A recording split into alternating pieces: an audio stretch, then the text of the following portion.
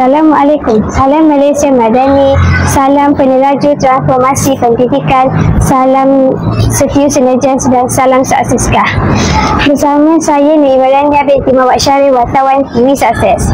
Pada hari ini 13 Mei 2025, SK Sarjana telah mengadakan majlis peluncuran program Nilam Bersama Anak Muslim.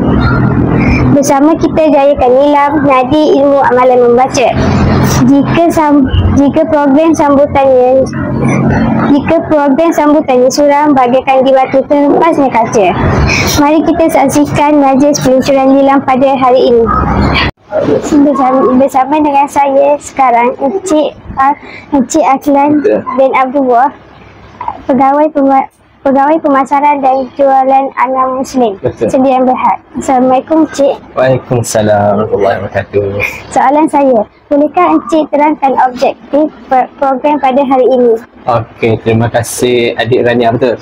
Okey, untuk soalan tu, bolehkah Encik terangkan pasal objektif pasal program pada hari ini? Okey, objektif dia bagi pihak kami ingin memupuk semangat membaca dalam kalangan pelajar. Jadi untuk memupuk semangat membaca dalam kalangan pelajar untuk generasi kami agak sukar. Jadi untuk memupukkan lagi semangat diorang, kami menyediakan alternatif lain daripada buku teks yang tebal. Kami masukkan fakta-fakta ke dalam komik. So objektif dia untuk memupuk semangat dalam kalangan pelajar. Kami jadikan benda-benda yang sukar, masukkan dalam komik, jadikan ia ilmiah, edu komik, untuk memupuk semangat membaca dalam kalangan pelajar. Itu objektif kami lah, ingin memupuk semangat membaca dalam kalangan pelajar, tapi kami jadikan dia dalam bentuk yang santai supaya mudah bagi pelajar membaca. Pada pandangan Encik, apakah kebaikan program ini kepada murid-murid? Okey, program ini amat menarik dan dia banyak kebaikan dia. Antaranya ialah bila dah pelajar suka membaca, ini akan meningkatkan lagi dia pelajar punya kita panggil value, maksudnya adalah nilai tambah dalam diri masing-masing sebab membaca meningkatkan lagi ilmu dia orang.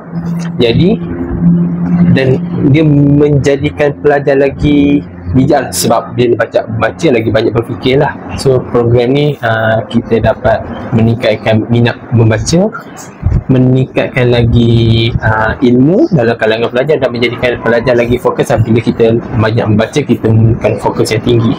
So jadi kebaikan untuk program ni bagus, amat banyak, antaranya macam saya cakap tadi lah. Okay.